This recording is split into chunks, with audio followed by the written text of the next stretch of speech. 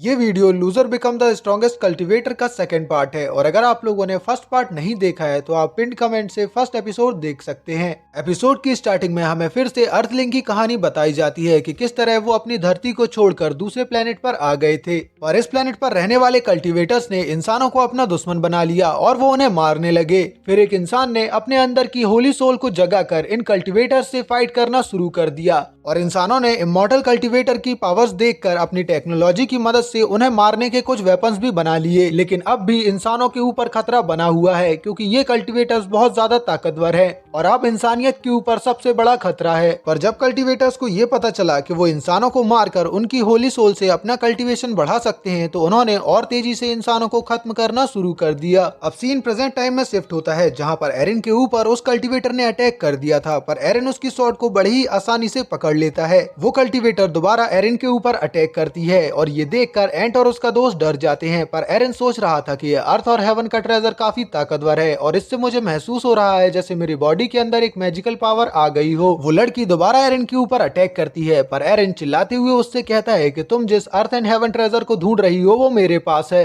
ये कहते हुए एरिन उसकी स्वॉर्ड पकड़ लेता है और उसे देखने लगता है। वो लड़की गुस्से में आ जाती है और कहती है कि अब तुम नहीं बचने वाले और फिर वो बहुत सारी स्वॉर्ड्स की मदद से एरिन पर अटैक कर देती है, पर एरिन बड़ी ही आसानी से अपने हाथ, मुंह और पैर की मदद से उन सभी स्वॉर्ड को पकड़ लेता है और कहता है कि अगर तुम मुझ पर यकीन नहीं कर सकती तो इसमें मेरी गलती नहीं है। वो लड़की एरिन के ऊपर यकीन नहीं कर रही थी क्योंकि एरिन इतना फेमस नहीं है कि उसे कल्टीवेटर्स पहचाने और उस ट्रेजर का मालिक तो किसी ताकतवर इंसान को होना चाहिए। लेकिन इस लड़के ने मेरी सभी स्वॉर्ड्स पकड़ ली हैं। तभी हम इमॉर्टल कैनन को देखते हैं जो अब फुल चार्ज हो चुकी थी और वो उस कल्टीवेटर के ऊपर अटैक कर देती है। सभी को लगता है कि वो कल्टीवेटर मारी गई, लेकिन वो कल्टीवेटर बच जाती है। बस वो उस कैनन से घायल हुई थी और वो वहाँ से जाते हुए एरिन से कहती है कि मैं तुम्हारा नाम याद रखूंगी। ये देखकर आंट कहती है कि ये कल्टीवेटर बहुत ज्यादा ताकतवर थी क्योंकि इमॉर्टल कैनन भी इसका कुछ नहीं बिगाड़ पाया, इससे बस उसे कुछ चोटें आई हैं। तभी आंट एरिन को देखती है जो एक जगह पर रुका हुआ था। आंट एरिन से पूछते हैं कि तुम्हें क्या हुआ। एरिन बताता है कि मेरी कमर अकड़ चुकी है इसीलिए मैं हिल नहीं पा रहा।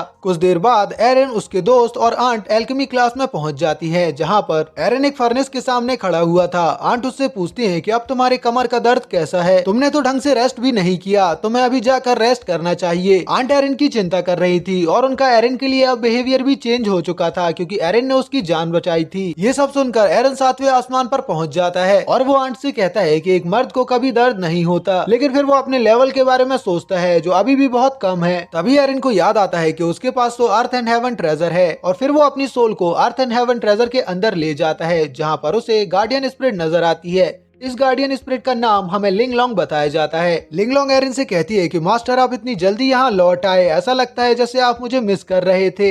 एरिन उससे कहता है कि ऐसा कुछ भी नहीं है, मैं बस उस ट्रेजर को दोबारा इस्तेमाल करना चाहता हूँ। लिंगलोंग एरिन से कहती है कि मास्टर आप इस ट्रेजर का इस्तेमाल करते हुए कोई भी स्किल ले सकते हो, लेकिन आज के लिए ये आपका आखिरी चांस होगा। तो क्या अभी भी आप इस ट्रेजर का इस्तेमाल करना चाहते हो? और फिर वो अपने हाथ में उस ट्रेजर को ले आती है। ये देखकर एरिन बहुत खुश होता है और वो कहता है कि मैंने कभी नहीं सोचा था ये सिस्टम स्पिरिट इतने ज्यादा काम की होगी और अब से मेरी लाइफ बदलने वाली है। तभी वो रुक जाता है और उसे याद आता है कि वो एक बार इस ट्रेजर का इस्तेमाल कर चुका है और फिर वो लिंगलोंग से पूछता है कि क्या मैं इस ट्रेजर का दिन में सिर्फ 2 बार ही इस्तेमाल कर सकता हूँ। लिंगलोंग उससे कहती है कि ऐसा ही है। एरिन कुछ सोचता है और वो लिंगलोंग से पूछता है कि मैं इस ट्रेजर को इस्तेमाल करने के नंबर कैसे बढ़ा सकता हूँ। लिंगलोंग बताती है कि इसका कोई भी स्पेशल तरीका नहीं है, तुम्हें अपनी कोई न्यू स्किल को ओपन करना होगा, इसके बाद ही तुम इस ट्रेजर को इस्तेमाल करने के नंबर बढ़ा सकते हो। एरिन उससे पूछता है कि मैं इस ट्रेजर की कोई दूसरी साइड कैसे ओपन करूंगा। लिंगलोंग उससे कहती है कि तुम चिंता मत करो, मैं इस बारे में तुम्हें कभी और बता दूंगी और फिर वो उसे आगे ले जाने लगती है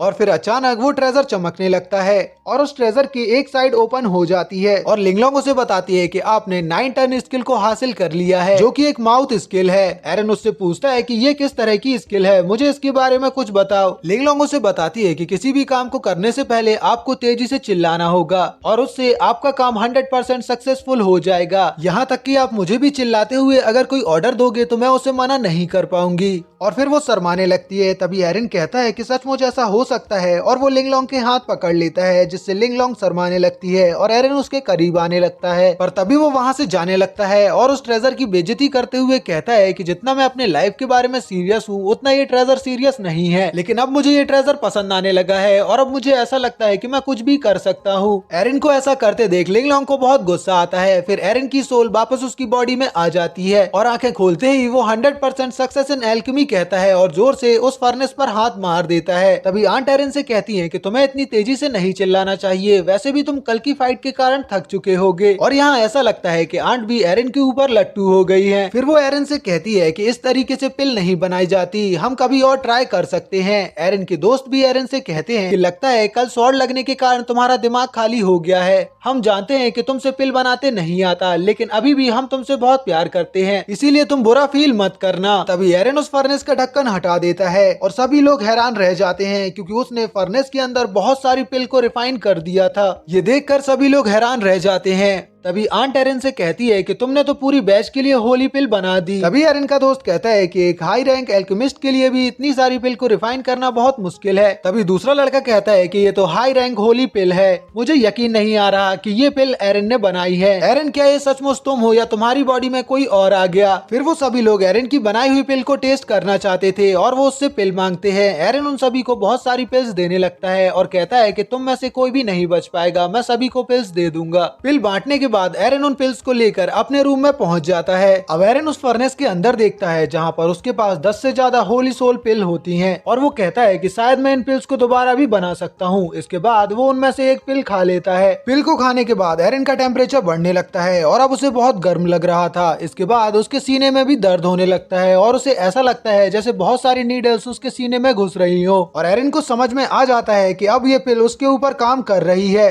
पर एरिन को अभी तक महसूस नहीं हुआ कि उसका लेवल बढ़ चुका है। इसलिए वो कहता है कि यूनिवर्स का ट्रेजर मेरे पास होने के बावजूद भी मुझे ऐसा क्यों फील नहीं हो रहा कि मेरा लेवल अप हो चुका है। तभी एरिन फर्नेस में मौजूद सभी पिल्स को खाने लगता है और वो कहता है कि होली सोल की पावर सी स्टेज पर होती है, लेकिन अभी शायद मैं डी स्टेज का फाइटर हूँ, इसीलिए मुझे जल्द से जल्द डी स्टेज के एडवांस लेवल पर पहुंचना होगा। पिल खाने के बाद फिर से एरिन की बॉडी हीट होने लगती है और उसे बहुत दर्द होता है और उसके अंदर से बहुत ज्यादा हीट वेव्स निकलने लगती है और अब एरिन डी रैंक के एडवांस लेवल पर पहुंच चुका है। तभी एरिन के पास एक फोटो गिरती है जिसे देखकर एरिन इमोशनल हो जाता है क्योंकि ये फोटो एरिन की छोटी बहन की है जिसका नाम जियाओ किन है और वो उस फोटो को देखते हुए कहता है कि मेरी छोटी बहन, मैं जल्द से जल्द एक बहुत ताकतवर वॉरियर बन जाऊंगा और फिर मैं तुम्हें वापस ले आऊंगा। सीन शिफ्ट होकर ग्राउंड में आता है जहाँ पर एरिन और उसका दोस्त कॉम्बैट ट्रेनिंग कर रहे थे, लेकिन एरिन इसमें कुछ खास नहीं कर पाता और उसका दोस्त उससे कहता है कि भले ही तुम डी रैंक के एडवांस लेवल पर पहुंच गए हो, लेकिन होली सोल को अवेकन करने के लिए तुम्हें सी रैंक पर पहुंचना होगा। पर एरिन अपने मन में कहता है कि मुझे सी रैंक में पहुंचने में अभी बहुत टाइम लगेगा और वो अपने दोस्त पर अटैक करने की कोशिश करता है, पर उसका दोस्त उसे लात मार देता है। एरिन अपने मन में कहता है कि यूनिवर्स ट्रेजर होने के बावजूद भी मैं अभी बेकार का बेकारी हूँ।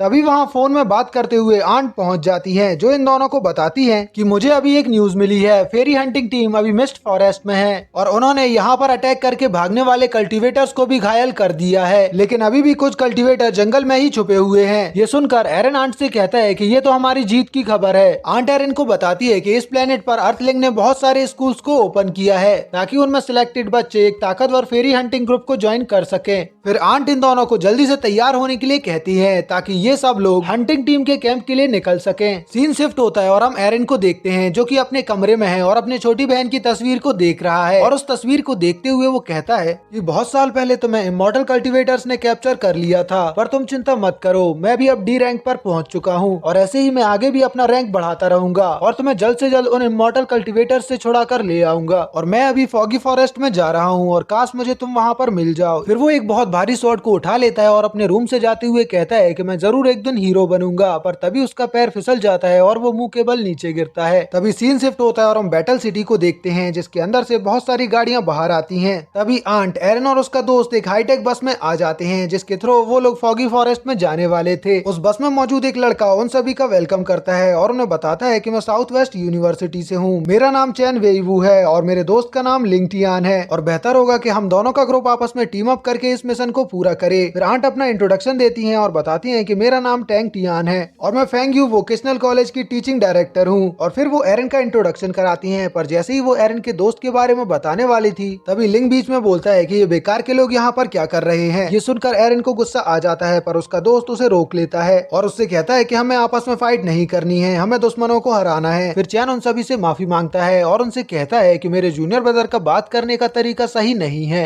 और फिर वो चैन को जाकर समझाता है कि तुम्हें इस तरीके से किसी को भी गुस्सा नहीं दिलाना चाहिए। और फिर आंट, एरन और उसका दोस्त सीट पर जाकर बैठ जाते हैं, पर तभी एक लड़की उन्हें आवाज लगाती है कि मेरे लिए प्लीज रुक जाओ। तभी उस लड़की को देखने के लिए एरन बाहर आता है। ये लड़की एरन की जूनियर है और वो उससे कहता है कि तुम यहाँ पर क्या कर रही हो। वो लड़की कहती है कि थर्ड ब्रदर ने मुझे बताया है कि तुम सभी लोग फॉगी फॉरेस्ट में जा रहे हो, इसलिए मुझे तुम्हारी चिंता हो रही थी और अब इसीलिए मैं तुम सभी के साथ जाने वाली हूँ। फिर वो लड़की भी एरन के साथ जाकर बैठ जाती है और एरन उससे कहता है कि इस बार तुम्हारा भाई तुम्हें बचाएगा। तभी उस हाईटेक व्हीकल के गेट बंद होते हैं और वो लोग फॉगी फॉरेस्ट की तरफ जाने लगते हैं। फिर हम बस के अंदर एरन के दोस्त को देखते हैं जो अपने मन में सोच रहा था कि मुझे एरन और जूनियर सिस्टर को किसी भी हाल में बचाना है। दूसरी तरफ वो जूनियर लड़की डर रही थी कि कहीं ये सभी लोग फॉगी फॉरेस्ट के अंदर पूरी रात न गुजार दें। फिर हम लिंगटियान को देखते हैं जो अपने मन में सोच रहा था कि मैं साबित करके रहूंगा कि मैं कितना ज्यादा पावरफुल हूँ। और वहीं चैन लड़कियों की तरह हरकत कर रहा था और वो अपने मन में सोचता है कि मैं सनस्क्रीन लाना तो भूल ही गया। आंट सोच रही थी कि फॉगी फॉरेस्ट में बहुत ज्यादा डिलीशियस फूड होगा और मैं उन सभी चीजों को खाकर देखूंगी, पर एरन अभी भी टेंशन में लग रहा था। फिर हमें एक नैरेटिंग वॉइस बताती है कि फॉगी फॉरेस्ट के अंदर बहुत सारे बीस्ट रहते हैं जो काफी पावरफुल हैं, इसीलिए फॉगी फॉरेस्ट बहुत ज्यादा डेंजरस है। और यहीं पर हमारा एपिसोड एंड होता है। ये एनिमे एक ऑनगोइंग सीरीज है, इसीलिए वीक में इसके 1 या 2 ही एपिसोड आ सकते हैं और जैसे ही वो आएंगे मैं उसे आपके लिए एक्सप्लेन कर दूंगा, इसलिए प्लीज चैनल को सब्सक्राइब कर लेना। मिलते हैं आप लोगों से नेक्स्ट वीडियो में।